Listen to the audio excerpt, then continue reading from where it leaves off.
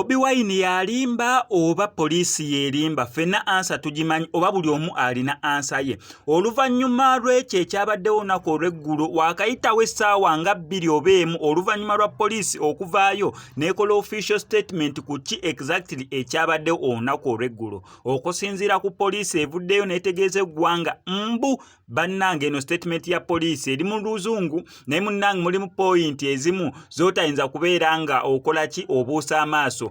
Poliisi evuddeyo n'etegeeza eggwanga ebigambo byabyo bibadde mu luzungu bambi basomeremu bambi yiseeyisemu kambi yiseeyisemu mangu. On September 3, 2024, an incident took place in Bulindo, Kira Division, Wakiso District, during which Honorable Kyagulanyi sustained injuries in confrontation with the Uganda police. Kala bibaddewo bingi naye kanzikirire waneeno wasinga wenjagala okugira.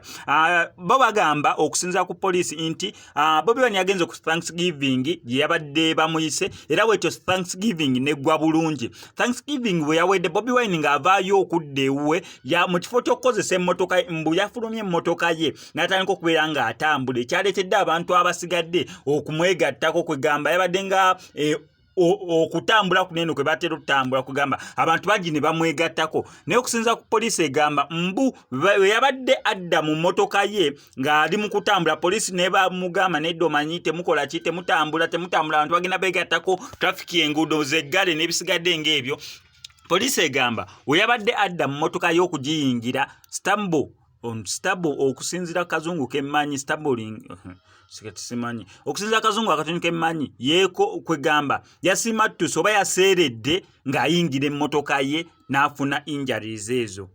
Oba ndowooza tutwale kyakuseerera oba kale yeekoonye oba kale tukitwalira awo kubanga kwegamba kiringanga okutalantuka actually yatalantuse ng'ayingira emmotoka ye era n'afuna injuries ezo. Bobi Wine agambye nedda saatalantuse nze atanywa mwenge akenge nakavaako kenjaga oluyimba naluyimba enjaga nagivaako dipo zonna n'aziggala kati nze sebe yatalantuse nga nyingira emmotoka yange nenfuna ekisago ekifaanaganako nga kino. Bobi Wine agamba nedda okusinza ne katambi akaliwo nedda akatambi kaakano saatalantuse kwegamba omugambo mungi oguli mu kubeera nga gutokomoka naye poliisi egamba ekisookera ddala yatalantuse wabadde okawona akebe kati ya gas kale n'ebisigadde naye ekyamasasi kyo tekirimu. Ekyokubiri mbu bantu baneeno bakubye abasirikale amayinja nera footage babulina poliisi egenda beera ng'ebufulumya ssaawa yonna. Abasirikale baabwe 3 bakoseddwa kwegamba bingi nnyo nera wano ku SMX Media ngenda sigala nku updates gwe kyolina okukola